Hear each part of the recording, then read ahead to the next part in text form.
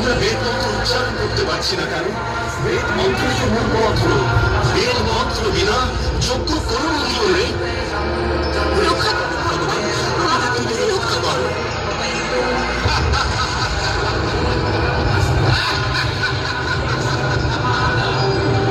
রাষ্ট্রবাসীগণ শেষ হচ্ছে বেদ বিনা। বেদ দ্বারা মহাবিনাশ করবো আমি।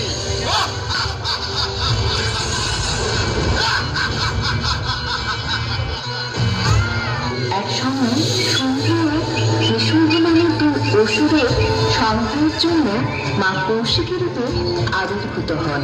তখন শম্ভু ও নিশুম্ভের সেনাপতিদ্বয় চন্দ্র ও মুন্ডাসুর মায়ের সাথে যুদ্ধে